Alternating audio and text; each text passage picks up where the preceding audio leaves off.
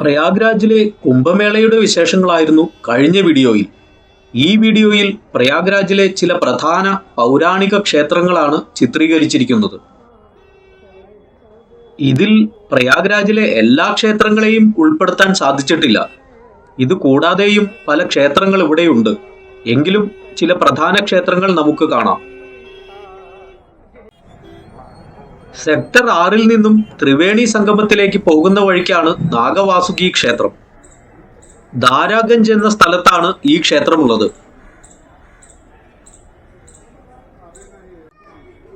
അമൃതിനായി മന്ധരപർവ്വതത്തെ കടകോലാക്കി വാസുകി നാഗത്തെ കയറാക്കിയാണ് ദേവാസുരന്മാർ പാലാഴി കടഞ്ഞത്. പാലാഴി മഥനത്തിന് ശേഷം ക്ഷീണിതനായ വാസുകി എന്ന നാഗരാജാവ് മഹാവിഷ്ണുവിന്റെ നിർദ്ദേശപ്രകാരം ഇവിടെയാണ് വിശ്രമിച്ചത് എന്നാണ് വിശ്വാസം. അങ്ങനെ നാഗരാജാവായ വാസുകി ഇവിടെ പ്രതിഷ്ഠിതനായി. പിൽക്കാലത്ത് ഒരു ക്ഷേത്രവും നിർമ്മിക്കപ്പെട്ടു. സ്കന്ദപുരാണത്തിൽ ഈ സ്ഥലത്തിന് നാഗഹൃദ തീർത്ഥം എന്നാണ് പേര്. സാൻഡ്സ്റ്റോണിൽ കൊത്തുപണികളോടുകൂടിയ മനോഹരമായ ഒരു ക്ഷേത്രമാണ് ഇവിടെ നിർമ്മിച്ചിരിക്കുന്നത്. ഒരു കുന്നിൻ മുകളിലായതിനാൽ കുറെ പടികൾ കയറി മുകളിലെത്തണം ക്ഷേത്ര ദർശനത്തിന്. ദർശനത്തിനായി എത്തുന്നവർക്ക് വിശ്രമിക്കാനായി ഒരു ഇടവും ഇവിടെ ഉണ്ടാക്കിയിട്ടുണ്ട്.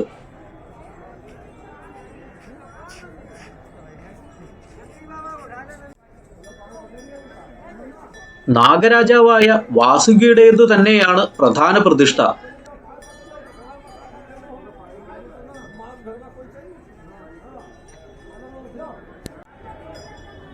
അതുകൂടാതെ ഒരു ശിവക്ഷേത്രവുമുണ്ട്. കുംഭമേളയുടെ സമയമായതിനാൽ ധാരാളം പേർ ക്ഷേത്ര ദർശനത്തിനായി എത്തിയിട്ടുണ്ട്.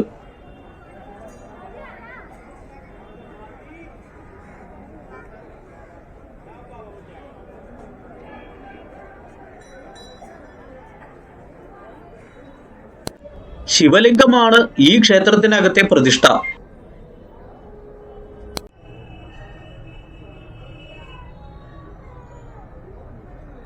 അതിനപ്പുറം ഒരു ആലിൻ ചുവട്ടിൽ ഗദാധാരിയായ ഹനുമാൻ പ്രതിഷ്ഠ. മഹാവിഷ്ണുവിന്റെയും ദേവിയുടെയും പ്രതിഷ്ഠയാണ് ഇവിടെ.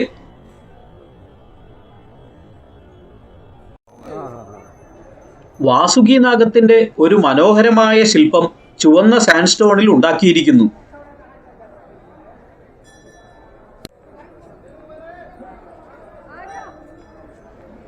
പല കൈകളോടും ആയുധങ്ങളോടും കൂടിയതാണ് വാസുകി രൂപം. അരയ്ക്കു മുകളിൽ മനുഷ്യരൂപവും അരയ്ക്കു കീഴ്പോട്ട് നാഗരൂപവുമാണ് വാസുകിക്ക് കൊടുത്തിരിക്കുന്നത്. ഈ മരത്തിനടുത്തായി ഒരു ഹോമകുണ്ഡവുമുണ്ട്. ക്ഷേത്രത്തിനകത്ത് വീഡിയോ എടുക്കാൻ നിർവാഹമില്ല. കാളസർപ്പദോഷത്തിന് ഈ ക്ഷേത്ര ദർശനം വളരെ നല്ലതാണ് എന്ന് കരുതപ്പെടുന്നു. ക്ഷേത്രത്തിന്റെ പുറകുവശത്തുകൂടി ഇങ്ങനെ ഒരു മാർഗം കൂടിയുണ്ട് ഇവിടെ എത്താൻ.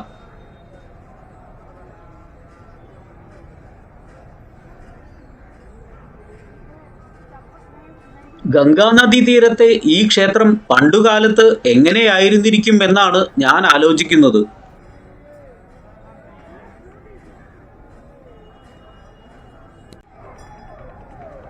ഒരു കുന്നിൻ മുകളിലാണ് ഈ ക്ഷേത്രം. അതിനാൽ ഇവിടെ നിന്നും നോക്കിയാൽ കുംഭനഗരി വളരെ ഭംഗിയായി കാണാം.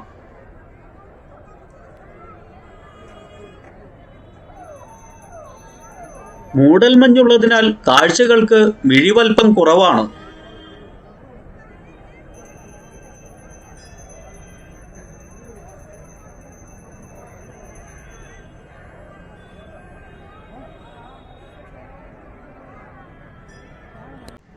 വാസുകി ക്ഷേത്രത്തിന്റെ അടുത്തു തന്നെ ഇങ്ങനെ ഒരു ചെറിയ ക്ഷേത്രം കാണാം. ഒരു ദത്താത്രേയ ക്ഷേത്രമാണിത്.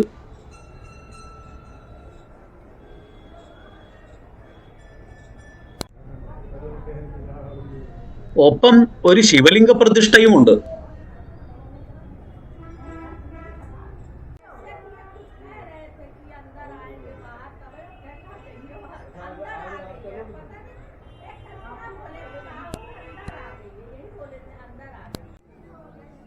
വാസുകി ക്ഷേത്രത്തിന്റെ പുറകുവശത്തായി ഇങ്ങനെ ഒരു കവാടം കൂടിയുണ്ട്. പ്രയാഗ്രാജിലെ ജനവാസ മേഖലയാണിത്. ഇടുങ്ങിയ തെരുവോരത്ത് ഭീഷ്മ പിതാമഹനായി ഒരു ക്ഷേത്രം.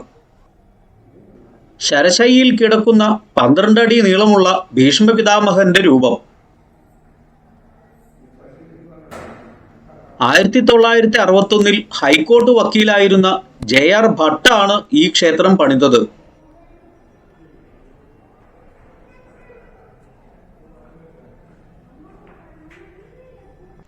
ചുറ്റുമുള്ള ചുമരിൽ നിറയെ ചിത്രങ്ങൾ കൊത്തിവച്ചിരിക്കുന്നു. ശന്തനുവും ഗംഗയും തമ്മിൽ കണ്ടുമുട്ടുന്നത് മുതലുള്ള ദേവവ്രതന്റെ ജീവിതത്തിലെ പ്രധാന മുഹൂർത്തങ്ങളാണ് ഇവിടെ ചിത്രീകരിച്ചിരിക്കുന്നത്.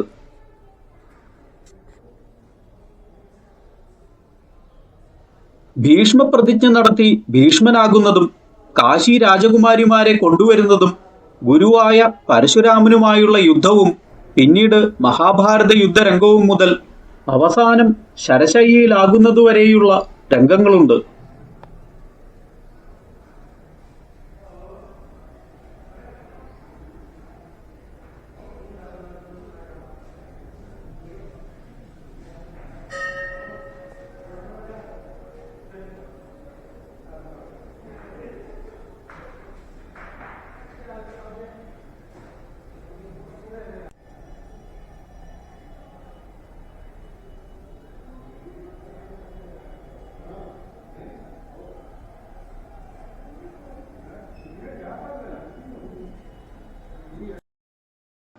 ഈ ക്ഷേത്രത്തിന് പുറത്ത് പ്രധാന ക്ഷേത്രങ്ങളുടെ ഒരു മാപ്പും കൊടുത്തിട്ടുണ്ട്.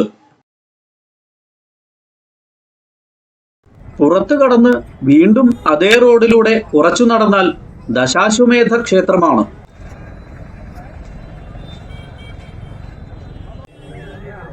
ഇവിടെയും പടികൾ കയറി മുകളിലാണ് ക്ഷേത്രം.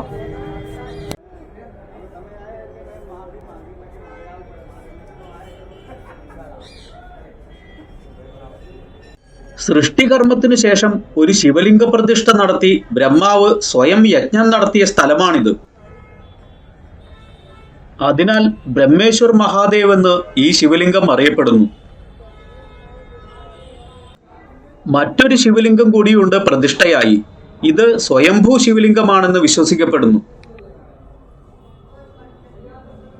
ഇതാണ് ആ 2 ശിവലിംഗ പ്രതിഷ്ഠകൾ.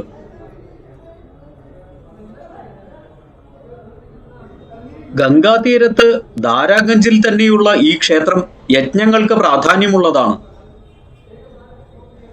മാധവനെ പ്രീതിപ്പെടുത്താനായി 10 അശ്വമേധയാഗങ്ങൾ നടത്തിയതിനാലാണ് ഇവിടം ദശാശ്വമേധ ക്ഷേത്രം എന്നറിയപ്പെടാൻ കാരണം.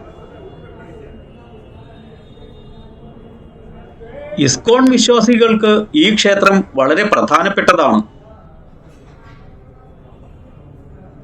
പ്രധാന പ്രതിഷ്ഠ കൂടാതെ വേറെയും പല പ്രതിഷ്ഠകളുമുണ്ട്.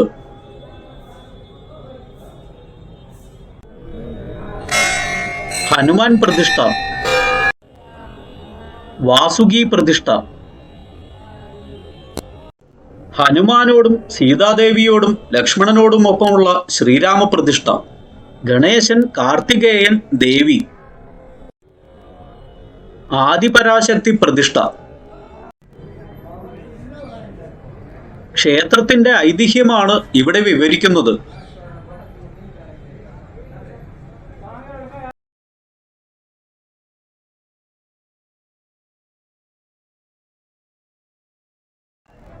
ക്ഷേത്രത്തിനു മുൻപിലാണ് പത്മപുരാണത്തിൽ പ്രതിപാദിക്കപ്പെടുന്ന ബ്രഹ്മകുണ്ട്.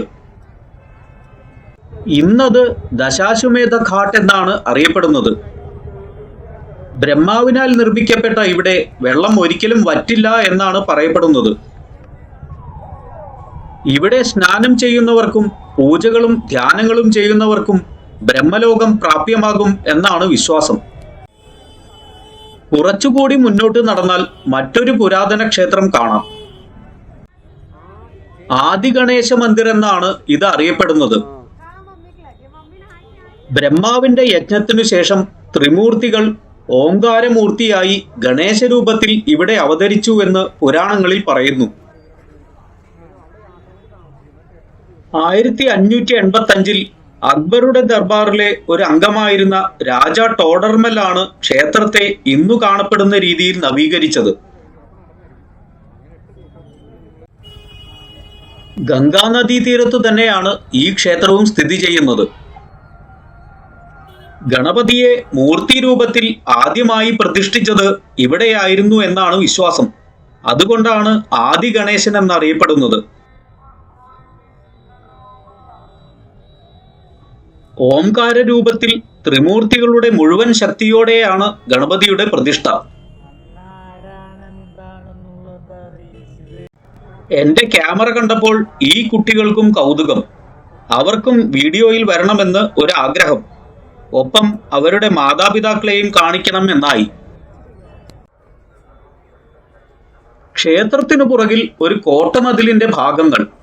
അതിൽ ഒരു ആൽമരം വളരുന്നു. കനം കുറഞ്ഞ് നീളത്തിലുള്ള ഒരു പ്രത്യേകതരം ഇഷ്ടികകളാണ് നിർമ്മാണത്തിന് ഉപയോഗിച്ചിരിക്കുന്നത്. ഇടുങ്ങിയ വഴിയുടെ അറ്റം വരെ അങ്ങനെ മതിൽ നീണ്ടുപോകുന്നു. ഇതെന്താണെന്ന് മനസ്സിലാക്കണമെന്നായി ആഗ്രഹം. മോത്തി മഹൽ എന്നാണ് കവാടത്തിൽ എഴുതിയിരിക്കുന്നത്. ഒരു പഴയ കൊട്ടാരം തന്നെയാണ്. നേരത്തെ പറഞ്ഞ അക്ബറിന്റെ ദർബാറിലെ രാജ ടോഡർമലിന്റെ കൊട്ടാരം തന്നെയാണിത്.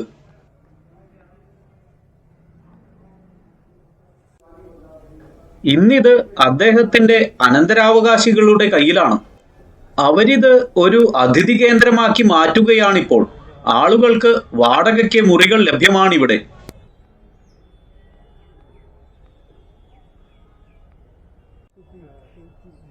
ഇതിനകത്ത് പശുക്കളെയും വളർത്തുന്നുണ്ട്. കൊട്ടാരത്തിന്റെ പല ഭാഗങ്ങളും ഇടിഞ്ഞുപോയിരിക്കുന്നു. ഇതിന്റെയെല്ലാം മരാമത്തു പണികൾ നടത്തി നിലനിർത്തി കൊണ്ടുപോകുക എന്നത് വളരെ ചിലവേറിയ കാര്യം തന്നെയാണ്. കൊട്ടാരത്തിന് മുകളിൽ നിന്നാലും ഗംഗാമണൽ പരപ്പിലെ കുംഭനഗരി നല്ല പോലെ കാണാം. അവിടെ നിന്നും വീണ്ടും അല്പം നടന്നാൽ ശങ്കരാചാര്യ മാർഗിലെത്താം. അവിടെയാണ് വലതുവശത്തായി വേണി മാധവ് മന്ദിർ. സൃഷ്ടികർമ്മത്തിനു ശേഷം ബ്രഹ്മാവ് ആദ്യമായി യാഗം നടത്തിയ പ്രയാഗ്രാജിന്റെ ദേവത സ്വയം മഹാവിഷ്ണുവാണ്. 12 ഭാവങ്ങളിലാണ് മാധവൻ ഇവിടെ പ്രകടമായത്. അതിലെ വേണി മാധവാണ് പ്രധാന ദേവതയായി കണക്കാക്കപ്പെടുന്നത്.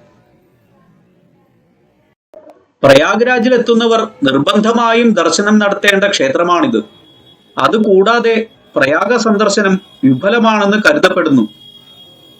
ഗൗഡീയ വൈഷ്ണവാചാര്യനായിരുന്ന ചൈതന്യ മഹാപ്രഭു ഇവിടെ എത്തി ഗീതങ്ങൾ ആലപിച്ച് മാധവനെ സ്തുതിച്ച് മതിമറന്ന് നൃത്തം ചെയ്തിരുന്നു അത്രേ. ഒരു സന്യാസി വര്യന്റെ സമാധിയാണിവിടെ.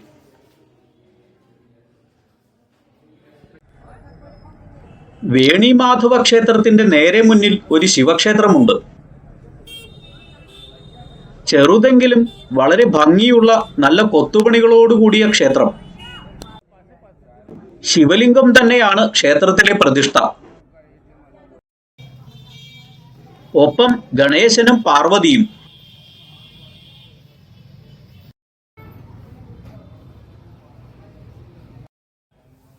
രണ്ടു ക്ഷേത്രങ്ങളിലെയും ശ്രീകോവിലുകൾ നേർക്കുനേരെയാണ്.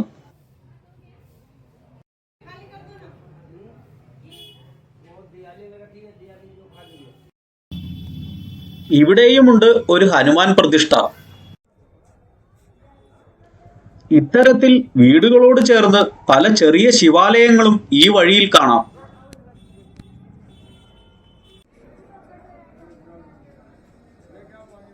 പഴമയുടെ പര്യായമായി കാണപ്പെടുന്ന ഒരു കെട്ടിടം.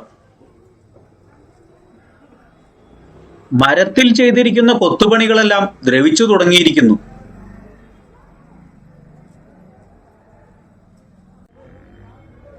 ഒരു രാധാകൃഷ്ണ ക്ഷേത്രമാണിത്. നല്ല ഭംഗിയുള്ള ഒരു പടിപ്പുര. ഒരു പ്രഭു കുടുംബത്തിന്റെ വീടായിരുന്നു ഇത്. അതിനകത്താണ് ഈ ക്ഷേത്രം. അകത്തു ചെന്നപ്പോൾ ഇതാണ് കാഴ്ച. കണ്ണീരൊഴുക്കി ഭഗവാനെ പ്രാർത്ഥിക്കുന്ന ഒരു യുവതി.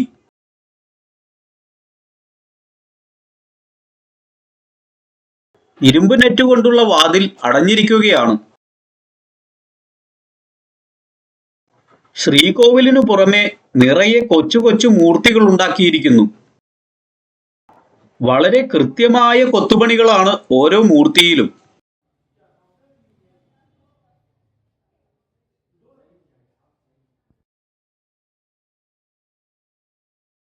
അപ്പോഴേക്കും പൂജാരി എത്തി. ഗൗഡീയ സമ്പ്രദായത്തിലുള്ളതാണ് ക്ഷേത്രം. കൃഷ്ണനും രാധയും ഒപ്പം ഗോപികമാരുമുള്ളതാണ് പ്രതിഷ്ഠ.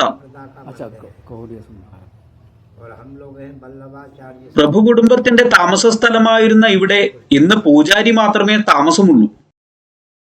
ഗൃഹസ്ഥനായിരുന്ന ഈ പ്രഭു പിന്നീട് ഒരു സന്യാസ ജീവിതമാണ് നയിച്ചത്. ഒരു ശിവകുടുംബ പ്രതിഷ്ഠയും ഇവിടെയുണ്ട്.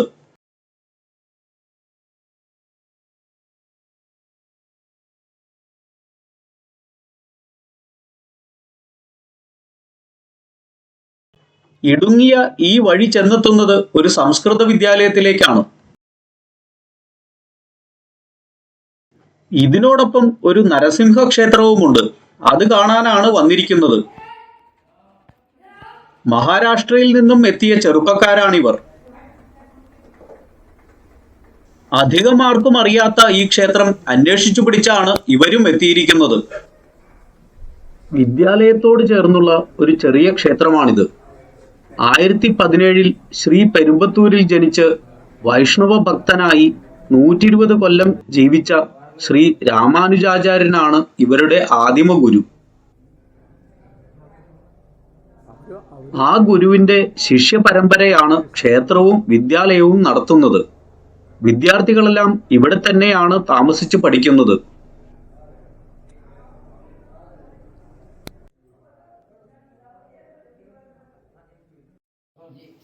ഇതാണ് ക്ഷേത്രത്തിലെ പ്രതിഷ്ഠയായ നരസിംഹമൂർത്തി. വിദ്യാലയത്തിലെ ഒരു വിദ്യാർത്ഥിയായ ഈ യുവാവാണ് ക്ഷേത്രത്തിലെ പൂജാകാര്യങ്ങളെല്ലാം നടത്തുന്നത്. ഇദ്ദേഹമാണ് പ്രധാന അധ്യാപകനും ഗുരുവും.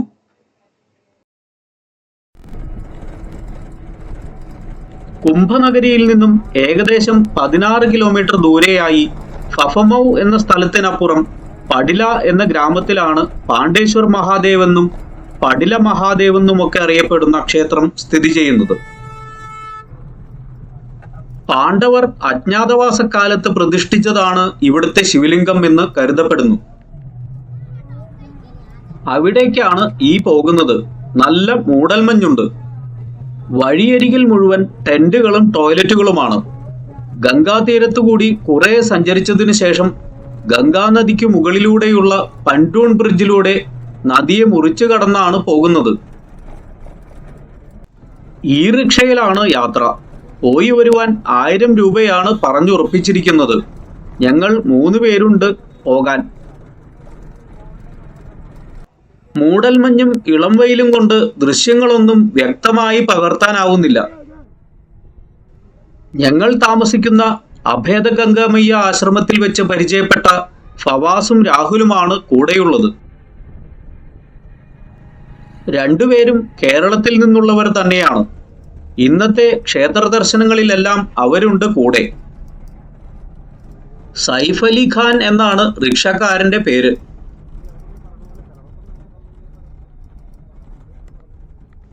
ഗ്രാമീണ വഴികളിലൂടെയാണ് യാത്ര. അല്പദൂരം സഞ്ചരിച്ചാൽ ഒരു കുളത്തിനടുത്താണ് എത്തുന്നത്.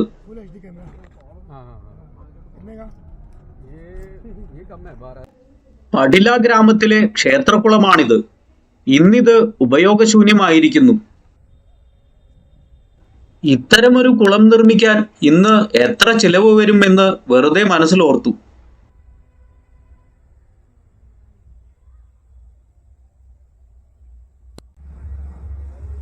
ക്ഷേത്ര കവാടത്തിൽ എത്തിയിരിക്കുന്നു. പ്രയാഗ്രാജിൽ ക്ഷേത്രങ്ങളെല്ലാം നവീകരണ പാതയിലാണ്. നടവഴിക്കരികിലെല്ലാം കടകളാണ്. ഒരു ധർമ്മശാലയുമുണ്ട്.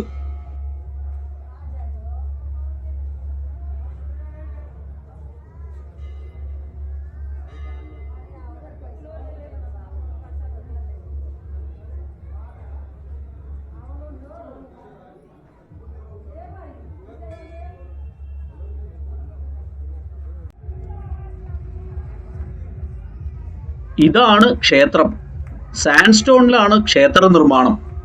പാണ്ഡവ കാലത്തിന് ശേഷം പണിത ക്ഷേത്രമാണ്. പല നവീകരണങ്ങളും പിൽക്കാലത്ത് ഉണ്ടായിട്ടുണ്ട്. കൊത്തുപണികൾ നടത്തി ഭംഗിയാക്കിയ ഗോപുരം. അതിനു നേരെ താഴെയായാണ് ശ്രീകോവിൽ. ഉത്തരേന്ത്യൻ ശൈലിയിൽ തന്നെയാണ് ഗോപുരത്തിന്റെയും ക്ഷേത്രത്തിന്റെയും നിർമ്മാണം. ചുവന്ന നിറത്തിലുള്ള കല്ലുകളാണ് ഗോപുരത്തിനായി ഉപയോഗിച്ചിരിക്കുന്നത്.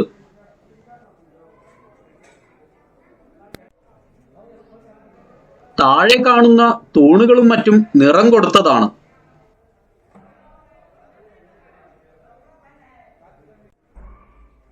ക്ഷേത്രം ഇന്നീ കാണുന്ന രീതിയിൽ പണിതത് ആരാണെന്ന് എവിടെയും പറഞ്ഞിട്ടില്ല.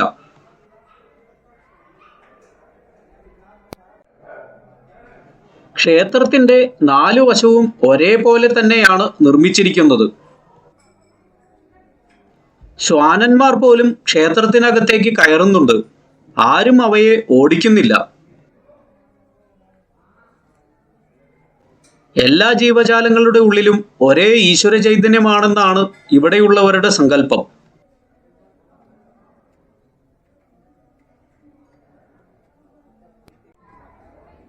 ശ്രീകോവിലിനു പുറത്തായി ഒരു ശിവലിംഗവും അതിനടുത്ത് ഒരാളും ഇരിപ്പുണ്ട്. ക്ഷേത്രത്തിന് ഒരു വശത്തായി മതിലിനരികിൽ വലിയ 2 മണികൾ സ്ഥാപിച്ചിരിക്കുന്നു.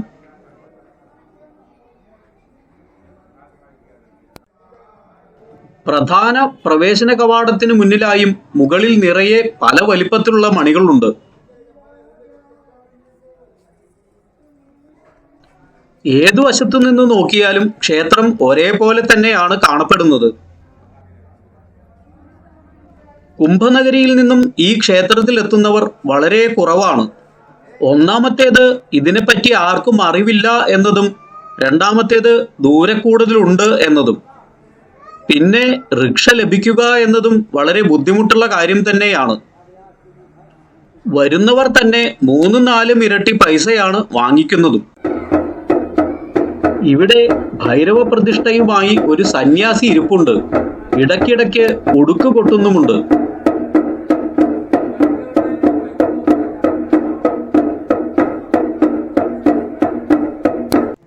ഈ ക്ഷേത്രത്തെപ്പറ്റി കുംഭനഗരിയിൽ ആരും പരാമർശിക്കുന്നത് കേട്ടില്ല. ആർക്കും അധികം അറിയാത്ത ക്ഷേത്രം. ഗൂഗിളിൽ പരതിയാണ് ഇതിനെപ്പറ്റി അറിഞ്ഞത് പോലും. പാണ്ഡവകാലീനമായ ക്ഷേത്രമാണെന്നറിഞ്ഞപ്പോൾ എന്തായാലും പോകണമെന്ന് തോന്നിയിരുന്നു. പറ്റിയ 2 പേരെ കൂട്ടിനും കിട്ടി. 2 പേരും ധ്യാനവും അന്വേഷണവുമായി നടക്കുന്നവരാണ്. ഒപ്പം അവർ മലയാളികളുമാണ്. ഞങ്ങളെല്ലാവരും ആദ്യമായാണ് പ്രയാഗ്രാജിൽ എത്തുന്നത്. അതിനാൽ ഇവിടെയുള്ള ചുറ്റുപാടുകളിലെ ക്ഷേത്രങ്ങളെപ്പറ്റി അധികം അറിയുകയുമില്ല. പലരോടും ചോദിച്ചും അന്വേഷിച്ചറിഞ്ഞും ഗൂഗിളിൽ തപ്പിയുമാണ് യാത്ര. ഇതാണ് പാണ്ഡവരാൽ പ്രതിഷ്ഠിക്കപ്പെട്ട ശിവലിംഗം.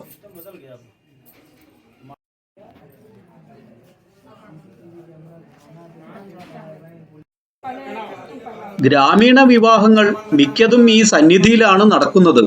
അത്തരമൊരു വിവാഹമാണ് ഇപ്പോൾ നടക്കുന്നത്. വളരെ ലളിതമായ ചടങ്ങുകൾ. ആർഭാടങ്ങൾ ഒന്നുമില്ല.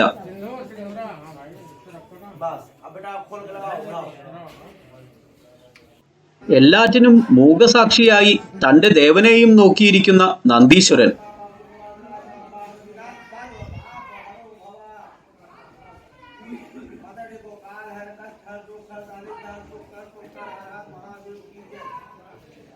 കുറച്ചപ്പുറത്തായി വേറെയും ചില പ്രതിഷ്ഠകളുണ്ട്. എല്ലാം പഴയകാല വിഗ്രഹങ്ങളാണ്. ഔറംഗസീബിന്റെ കാലത്ത് പ്രയാഗിലെ ക്ഷേത്രങ്ങൾക്ക് നേരെ മുഗളാക്രമണം പല പ്രാവശ്യം ഉണ്ടായിട്ടുണ്ട്. ക്ഷേത്രങ്ങളെ ആക്രമിച്ച് കൊള്ളയടിച്ചിരുന്നു.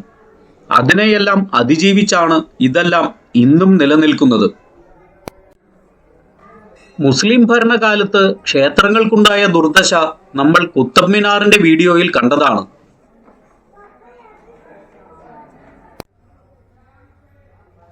ഇവിടെ പടികൾക്ക് മുകളിലായി മറ്റൊരു ചെറിയ ക്ഷേത്രം കൂടിയുണ്ട്.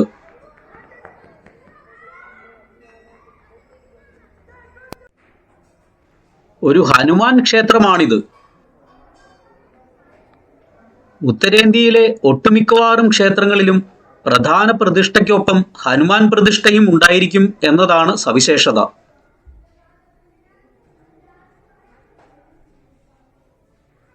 ദ്രോണഗിരിയിൽ നിന്നും മൃതസഞ്ജീവനി മലയുമായി ലങ്കയിലേക്ക് പോകുന്ന ഹനുമാനാണ് പ്രതിഷ്ഠ. ക്ഷേത്രാഐതിഹ്യത്തെ പറ്റിയാണ് ഇദ്ദേഹവും പറയുന്നത്.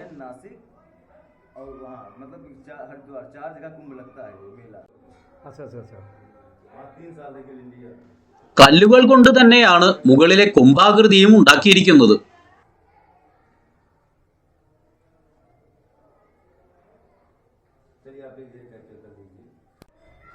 അതിനപ്പുറം മറ്റൊരു ശിവലിംഗ പ്രതിഷ്ഠയും കാണാനുണ്ട്.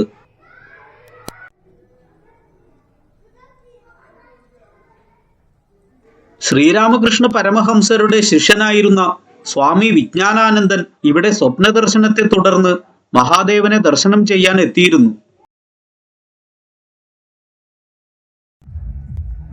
ക്ഷേത്രാങ്കണത്തിനടുത്തായി കളികളിൽ ഏർപ്പെട്ടിരിക്കുന്ന കുട്ടികൾ. ക്ഷേത്രത്തിന്റെ പുനരുദ്ധാരണ പ്രവർത്തനങ്ങൾ ഇപ്പോഴും നടന്നുകൊണ്ടിരിക്കുകയാണ്. ഇവിടെയും ഒരു ചെറിയ ക്ഷേത്രം കാണാനുണ്ട്. അടുത്തായി ഒരു വീടും പശുത്തൊഴുത്തും.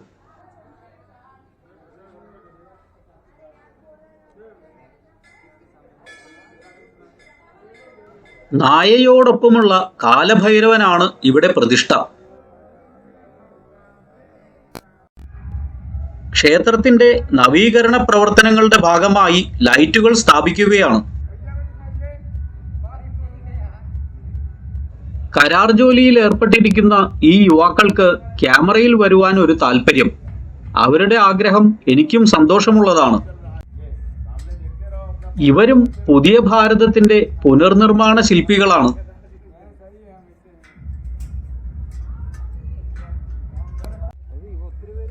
ക്ഷേത്രമതിൽക്കെട്ടിന് പുറത്തായി ഇങ്ങനെ ഒരു കെട്ടിടം കാണാനുണ്ട്. പടികൾ കയറി മുകളിലെത്തുമ്പോൾ ഒരു കിണറാണ്. കിണറിന്റെ ഉൾഭാഗത്ത് മുകൾ ഭാഗത്തായി കൊത്തുപണികൾ ചെയ്തിരിക്കുന്നു. ചെറിയ ചുടുകട്ടകൾ കൊണ്ട് കെട്ടിയ നല്ല ആഴമുള്ള കിണറാണിത്. അരമതിലൊന്നുമില്ലാത്ത കിണറാണ്. ഇന്നിത് ഉപയോഗശൂന്യമായി കിടക്കുകയാണ്. ക്ഷേത്രത്തിന് തൊട്ടടുത്തായി തന്നെയുള്ള ഒരു ധർമ്മശാലയാണിത്. മൗര്യ സമാജത്തിൻ്റെതാണ് ധർമ്മശാല. 30ഓളം മുറികളുള്ള അത്യാവശ്യം സൗകര്യങ്ങളുള്ള ഒരു ധർമ്മശാല. ചക്രവർത്തി സാമ്രാട്ടായിരുന്ന ചന്ദ്രഗുപ്ത മൗര്യന്റെ പിൻഗാമികളാണ് മൗര്യ സമാജക്കാർ. ഇതിനടുത്തായുമുണ്ട് നല്ല ഭംഗിയുള്ള ഒരു കിണർ. നമ്മൾ നേരത്തെ കണ്ട വിവാഹത്തിന്റെ ഭാഗമായി നടക്കുന്ന ആഘോഷങ്ങളാണ് ഇതൊക്കെ.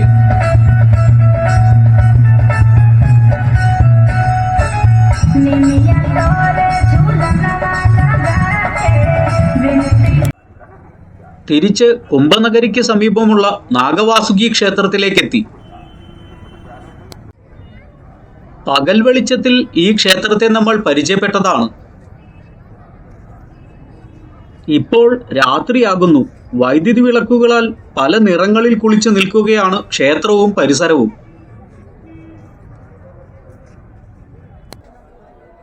നടയടച്ചിരിക്കുകയാണ്. അതിനാൽ ക്ഷേത്രത്തിൽ തിരക്ക് ഒട്ടും തന്നെ ഇല്ല. ഇപ്പോഴാണ് ശ്രദ്ധിച്ചത്, നമ്മൾ നേരത്തെ കണ്ട പാണ്ഡവേശ്വര ക്ഷേത്രത്തിന്റെ ഗോപുരവും ഇതേ രീതിയിൽ തന്നെയാണ് നിർമ്മിച്ചിട്ടുള്ളത്. തിരക്ക് കുറഞ്ഞതിനാൽ വളരെ ശാന്തമായ അന്തരീക്ഷമാണിപ്പോൾ. രാത്രിയും ഈ നിറങ്ങളുമെല്ലാം ക്ഷേത്രത്തിന് ഒരു അഭൗമമായ സൗന്ദര്യമാണ് നൽകുന്നത്. പകൽ കുംഭനഗരിയിൽ നല്ല ചൂടാണ്. ഇപ്പോൾ രാത്രിയാകുന്നതിനാൽ തണുപ്പ് അരിച്ചരിച്ചെത്തുകയാണ്. പ്രകാശത്തിൽ കുളിച്ചു കിടക്കുകയാണ് കുംഭനഗരി മുഴുവൻ. ഈ പ്രകാശം പോലെ മാനവരാശിയുടെ ഉള്ളിൽ ജ്ഞാനത്തിന്റെ പ്രകാശം പരക്കട്ടെ എന്ന് പ്രാർത്ഥിക്കുന്നു. 2 വീഡിയോകളിലുമായി കുംഭനഗരിയിലെ വിശേഷങ്ങൾ ഇവിടെ തീരുകയാണ്. വീണ്ടും കാണാം. നന്ദി, നമസ്തേ.